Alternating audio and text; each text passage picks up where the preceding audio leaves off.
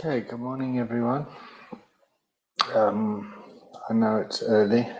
I've just woken up. What day are we today? I think it's the 27th of February or the 26th. Anyway, my name's David Collins, and I'm good morning. Just having coffee, and this is a personal update as to where I am personally. It's an update to all the men in the Mankind Project South Africa. My role as National Director. This is being broadcast locally to our closed community on Facebook. It's also being broadcasted to our public Facebook page. It's also going to my mission of service public benefit organization, the Ubuntu Addiction Community Trust, which is part of my mission work that I do within the project. It's also going to the Foundation Clinic, a clinic I run in Johannesburg, and out to Pocket Rehab coaching network and Pocket Rehab, which is a result of which is all part of my mission work that I've done as a man, as a combination of work over the years of somebody struggling with mental health and addiction.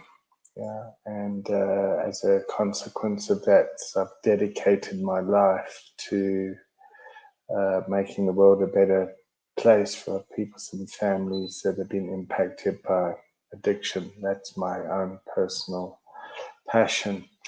And 18 months ago, almost, I was made National Director given the role as National Director of the Mankind Project South Africa. And the role of that job is to look after the South African community and to be aligned with the international community of the Mankind Project being a global organization. And the first thing that I took over an organization that was financially in very good hands. Administratively, we were in very good hands, and the previous center director, Stephen Reed, had done a very good job in bringing the organization together as an institution and to try and live our values and our missions. And one of them is being kind of accountability, integrity, diversity, inclusion, and this organization that I took over. The first thing we did is we put on one of our community members in Cape Town. I'm so embarrassed. I can't remember his name at the moment. Is it Lee? Is it? Anyway, he woke up one morning and it was just after that girl was murdered. I think she was a UCT student that got murdered in Cape Town while going to the post office, and there was he said he just couldn't look at his kids anymore, and put together this hashtag 99949. He said, we as a project must do something. And that's something that he was passionate about, and he just wanted to kind of do for his children, because he cares about this country. I'm sorry, mate, I can't remember your name. It'll come to me. It'll come. I'm getting old. So I took over. I took over, and the first thing on the 9th of September, we put together this gender-based violence thing as the Mankind Project, and various men from various eye groups around the country stood there with the hashtag 99949, and for 9 minutes on the 9th of September, we stood in silence as an organisation against gender-based violence. And then in the Johannesburg community, a man stood up to be the centre director of MLU. You'll maybe know him as Blacker, but he's a passionate man about this work. He's passionate about transformation and gender-based violence. He's passionate about Africanizing the project, and you would have seen him. You'll know him as Still Waters, and our work, men's work, and our organization is very challenging at times, especially when we've got a whole lot of tools that we get taught on the weekend. So it starts with us putting on these weekends, and men come to these weekends and they spend the weekend with us, and we do a men's training. And at the end of that weekend, men go into groups, little circles of men, where they get to learn more about themselves and how they can live lives that have more meaning and purpose for themselves. They want, I guess. And after a while, the facilitators leave, and then you're left with an I group. Yeah, and I've been with my I group since 2005, and we've got a little name, and we meet and we support each other as men in our various different roles as we go out into the world. And I followed that path, and how I got into the project was via my sponsor, because I'm somebody in long-term recovery from addiction. He said to me, David, I'm not going to tell you anything about the weekend. I love you very much. I just want you to do it. So I did it. And I've been in this role for the past, I've been in the project since 2005. And I've been in recovery, a culture of recovery, since 1996. And at that time, where I was working at a corporate in South Africa, JP Morgan, they had a CSI initiative, and they said, David, we don't know what you do, but here's 100,000 rand. Go and set up this organization. It needs to be a Section 18A, and go and set it up. So they gave me the 100,000 rand, and I set up this organization called the Ubuntu Addiction Community Trust, and we have a board of trustees that I'm accountable to, and it ended up cost of that 100,000 rand, it ended up 70,000 rand of it having to go to the auditors and the legal guys to set this up. And in 2007, after having a treatment facility called Sharp at the time, we finally got a practice number from the Department of Health and Department of Social Development for my clinic that I'm running, that I've founded in partnership with two guys in the treatment world, as the treatment world was growing. And I started that, and this is what this update's about. Yeah.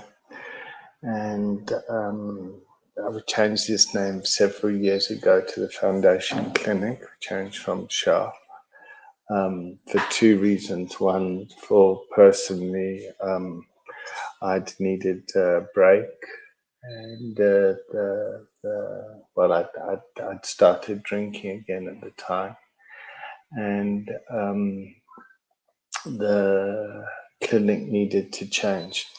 Sorry to give the whole kind of detail around this, but it's important that you understand. Well, it's important for me from a transparency perspective that this is my check-in, and I know I waffled too much.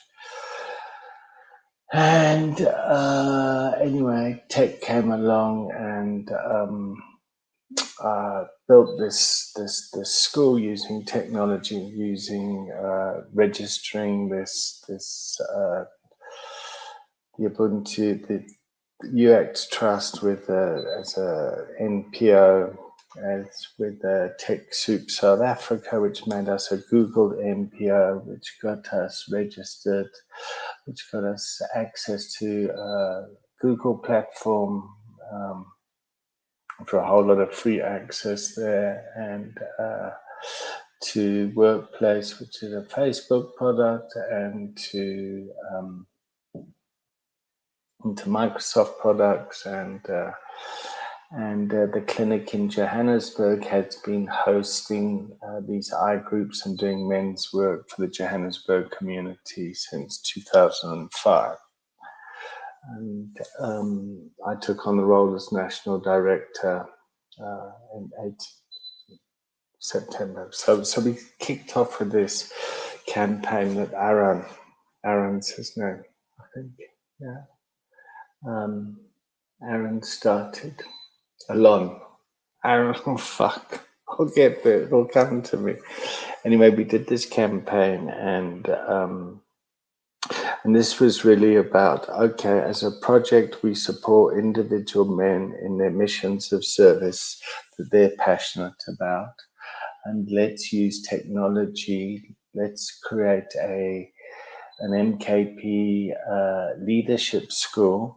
And let's create a website called mkpleaders.org to try and bring men around the world to help develop leadership that is South African, has a South African flair to it, and while still supporting the institutional wisdom and knowledge that has been started in the Mankind Project. So that's the kind of the balancing act that I have to hold, and to bring the Johannesburg community together and the Cape Town community together. And me and my passion for technology just kind of drove ahead, and I just want to kind of update what we've done. Because so we registered the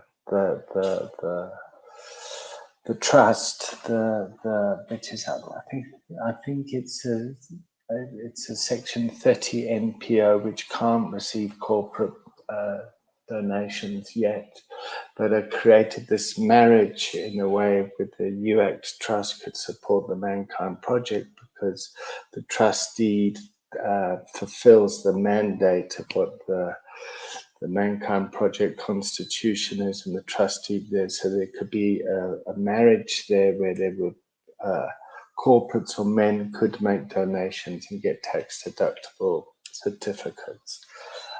Donations, which basically means you can then support government in affecting change by saying, I'm taking part of my tax bill and I'm giving it to you guys because you guys are doing good work. And then we get audited and accounted for that. and building this technology on the side and having this legacy system that and traditional way of doing things. And we were going to put on our first weekend this time last year in March. And Billy Hill came over. He was going to lead the weekend as a full leader, as the international leader. And while he was here, his mother passed, and he had to leave. And obviously, and Billy, thank you to you and the Mankind Project Australia for the work that you've done personally, and the community in supporting me personally, and MKP South Africa, and the Hill family as well. So, of course, Billy had to go, and we put out a call. Daniel Napier from the New Zealand community put out a call and said, listen, this is what's happened. We need a full leader. And Robert Taylor came over from the UK. So thank you to the UK community and the Mankind Project to supporting us and help birthing MKP here in South Africa. And so I'd been in the role for kind of 6 months, and I was what's known as a full leader candidate, and I was going to kind of lead the weekend in with the background support of Billy and the blessing of the Johannesburg community. And the day the weekend was starting, all the men come together on the Thursday from all around the country, and we had all these men come from all over Africa. COVID hit, and we'd been given money by the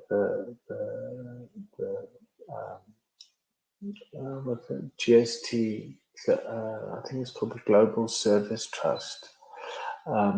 So from other men around the world, a lot of the European community men, the European leader body had given us money to help support men in Africa. And we'd invited all these men over.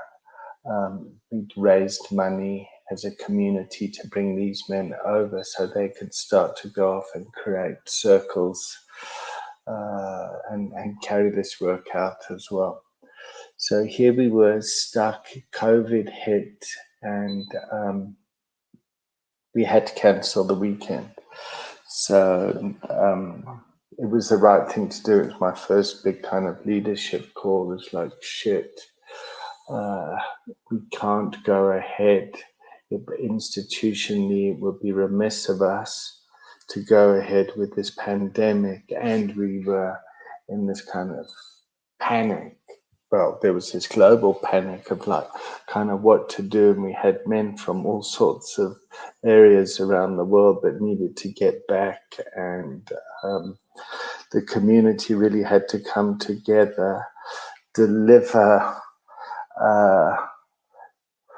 as much as we could to these men that we'd invited from all over Africa to support, to offer the weekend and postpone the weekend for the men, the money that's had already paid for the weekend. And I'll give 5 minutes.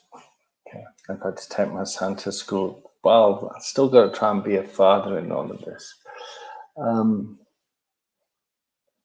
So the weekend got cancelled, and then as national director, it's like, shit, so how do we support these men in their groups? How do we use technology? And we got men all over our own personal men. So we created our national admin guy, Anton Pickering, who's an IT guy as well. We created these virtual iGroups via Zoom. Our national treasurer gave us some money to dedicate to the Zoom rooms, and we created this Facebook page, MKP Men, on Facebook, and my own personal part in this is in leadership is to kind of make it up as you go along in a crisis like this.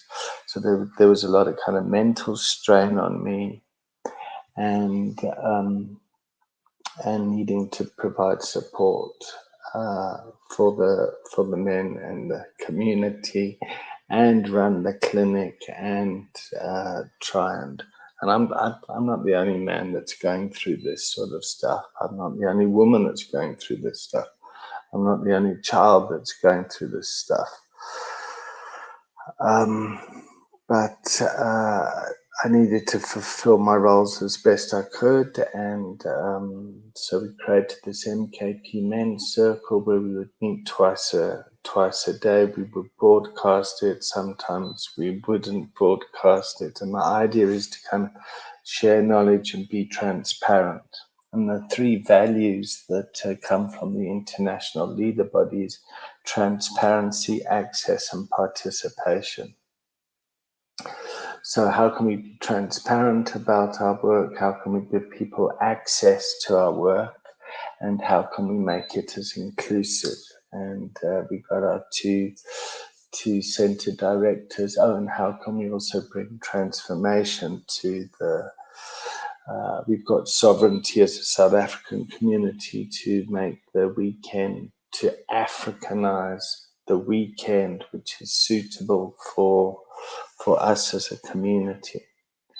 And it's a difficult balancing act, and it's been hard. But I'm really proud about the work that we've done as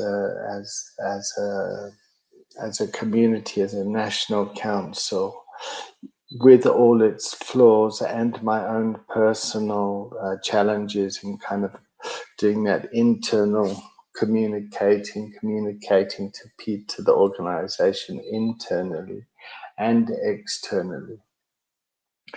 Anyway, we kept this meeting going, and I committed to do it for 6 months till the 1st of September.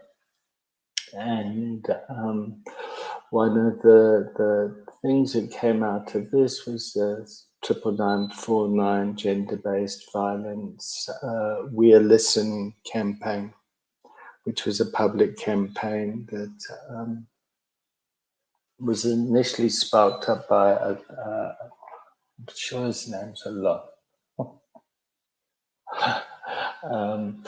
Which some of the men took on. So he said, well, let's build on this, and in the background kind of working on this technology and talking with the American community and the UK community, and how can we bring this stuff together. So in the background, I've been doing a lot of tech work, and I'm not great at email, and the legacy stuff is the legacy stuff that's not working anymore. And as an organization, for the people that we need to serve, needs to change. However, my own personal mental health took a knock, and I started drinking again, and that got out of hand. So on the 1st of September, at the end of my commitment, I put my hand up and I said, guys, listen, I can't cope with this anymore. I'm burnt out. I need time out. And I checked myself into pocket rehab. Yeah.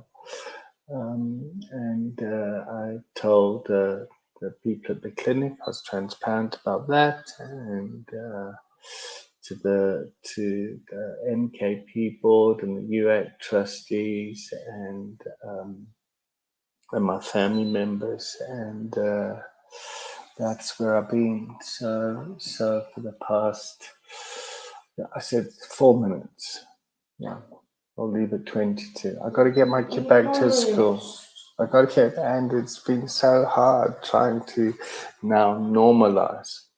So tonight we got an update, and instead of trying to update and communicate via email, I just thought, let me do this post, let me do this stream, and let me just kind of put it out there. Because what happened on Monday, us as an organization, for whatever reasons, we didn't live up to our own values. We didn't live up to our own constitution. Gender-based violence impacted us internally, and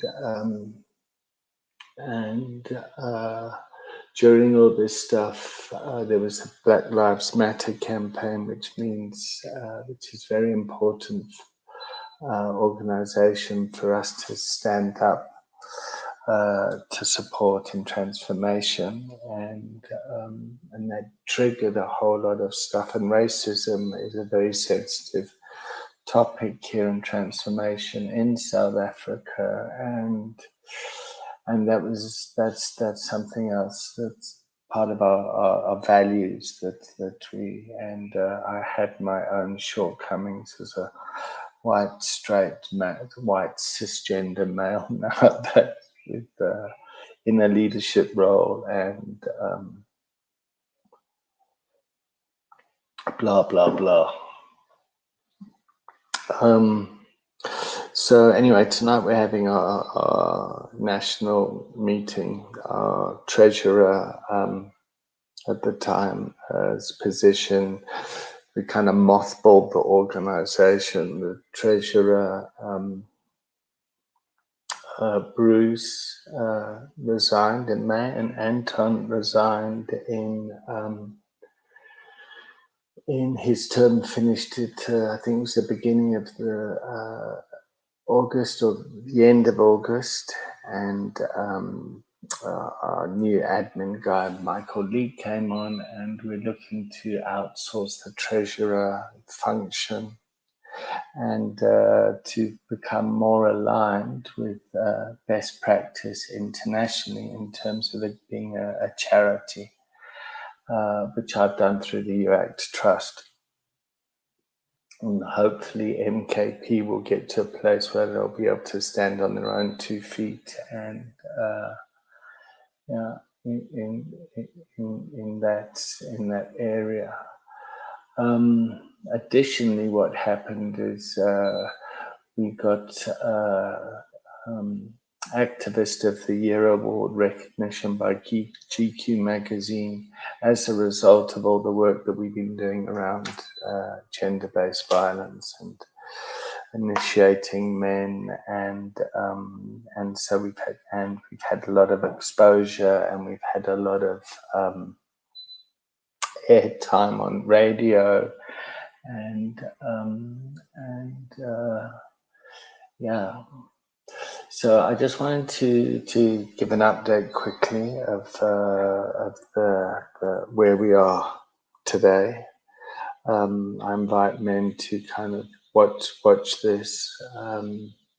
The public won't have access to it, I don't think, out of respect for the men that are in the organization. I always struggle with where the boundaries are and what you put on in the public and what you keep at home. And I've had my own kind of personal struggles again.